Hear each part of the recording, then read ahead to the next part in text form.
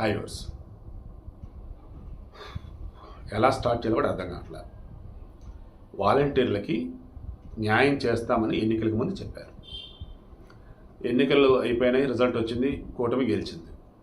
ఆ తర్వాత పలు సందర్భాలలో కూడా వాలంటీర్లని ఎలా వాడుకోవాలి, వాలంటీర్లకి మేము ఉపాధి చూపించటమా లేదా నువ్వు ప్రభుత్వంలో భాగం చేసేలా చూడటమా, ఏదో చేయటమా ఆలోచిస్తాం అంటూ ఉన్నారు.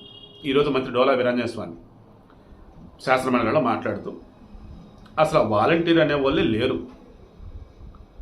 జగన్మోహన్ రెడ్డి ముఖ్యమంత్రిగా ఉన్నప్పుడే ఆ వాలంటీర్లకు సంబంధించి ఆ వ్యవస్థ సంబంధించి ఎక్స్టెన్షన్ చేయాల్సిందని చేయనీయకుండా కట్ చేశాడు, ఆపేశాడు. అందుకే ఎన్నికలప్పుడు మరలా నేను గెలవగానే మొదటి సంతకం వాలంటీర్లను కొనసాగించడం మీద పెడతాను అన్నాడు. అంటే ఏంటి, వాలంటీర్లను ఉంచాలా లేదా అన్నది ముఖ్యమంత్రి చేతుల్లో ఉందా అంటే అసలు వాళ్ళు లేరు, నేను ముఖ్యమంత్రి అయితే మరలా వారిని ఉంచుతా అని అన్నాడు.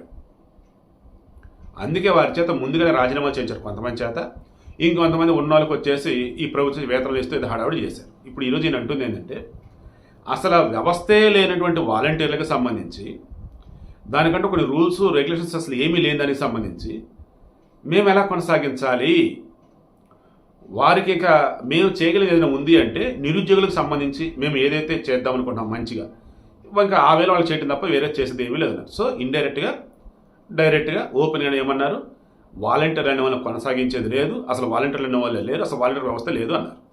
సో అయితే మరి వాళ్ళు నిరుద్యోగ వృత్తి ఇస్తారా, లేదు ఎన్నికలకు ముందు పవన్ కళ్యాణ్ చెప్పినా చంద్రబాబు నాయుడు చెప్పినా వారికి ఉన్న ఊరిలోనే ట్రైనింగ్ అన్నట్టుగా వారికి దేని మీద ఆసక్తి ఉందో దాని మీద చూపించి కల్పించి వారికి ఉపాధి కల్పిస్తాం, వాళ్ళ కాళ్ళ మీద నిలబడేలా చేస్తున్నారు కదా. లైక్ ఆ వేళ ఏమన్నా ఎంత వీలైతే అంత త్వరగా చేయగలిగితే వాళ్ళ కుటుంబాలు బాగుంటాయి. లేదంటే ఆ జగన్మోహన్ హయాంలో వచ్చినటువంటి 5,000 ఏదైతుందో అది కూడా రాక ఇప్పుడు ఏం చేయలేంటో తోచక లేనిపటి కొత్త సమస్యలు అయితే వస్తాయి.